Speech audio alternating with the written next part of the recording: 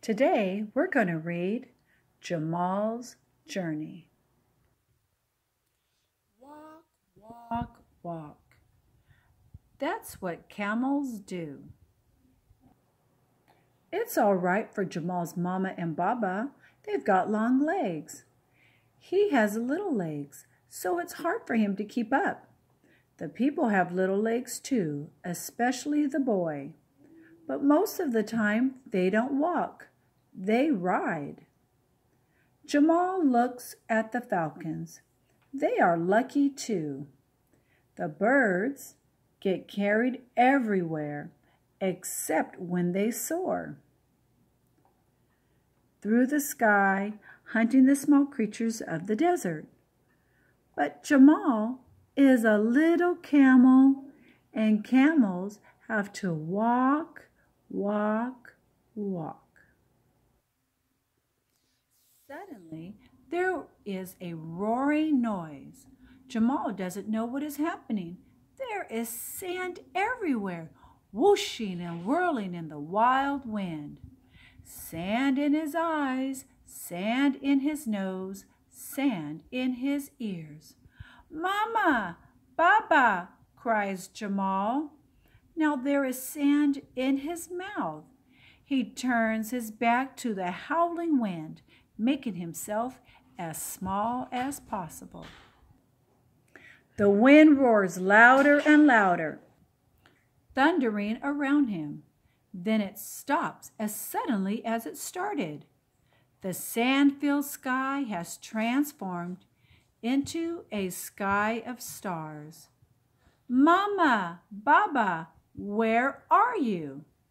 Jamal looks for footprints by the light of the moon, but everything has been blown away by the wind. Which way to go? With no clues, Jamal just follows the moonlight. Finally, dawn breaks across the empty land of sand. But it is not quite empty. A tiny head with twitching ears is looking at Jamal. It is a jerboa. Now a spiky monitor lizard peeps out from under a rock, and a big brown hare bounces over the hill.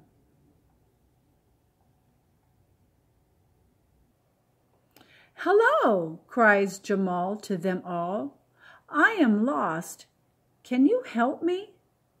But suddenly the tiny jerboa sees the lizard and jumps back into her hole. Then the lizard feels the vibrations as the big brown hare hops closer and dives back under his rock. A moment later, the big brown hare twitches his huge ears, looks up at the sky, and races away, leaving Jamal alone again. The lizard frightened the jerboa. The hare frightened the lizard. But what frightened the hare?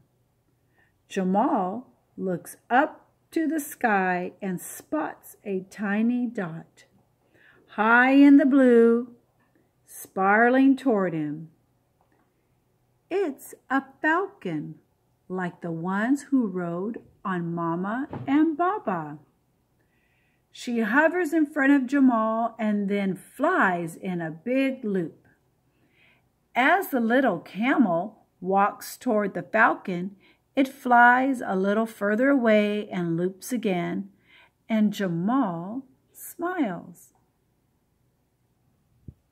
Jamal follows the falcon as it circles through the sky toward distant dunes. It's hot work climbing hills with his little legs. "Oh," cries Jamal, "I can see a great city far away, and beyond that, the shining sea." The falcon looms off toward a cloud of dust that is moving slowly across the sandy plain. Jamal gallops after her. In a short time, she is whirling and looping in the air with the other falcons, and the dust cloud has turned toward them too. "Mama, Baba," cried Jamal. But ahead of them all is the boy. He is racing across the sand to hug his friend.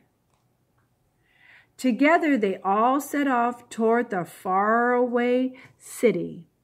Jamal stays close to Mama and Baba, and the boy walks beside him. He doesn't want his camel to get lost ever again.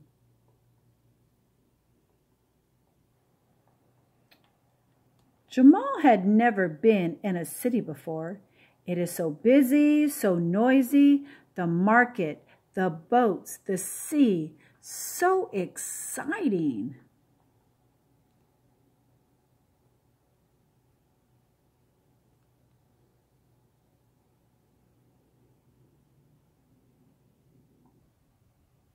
Now Jamal knows the world is more than just sand.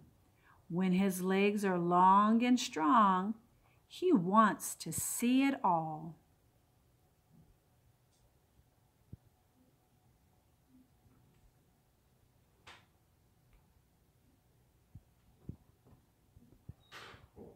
One day, the boy will ride on him, and Jamal will walk, walk, walk, far and wide, from gleaming cities to shining seas.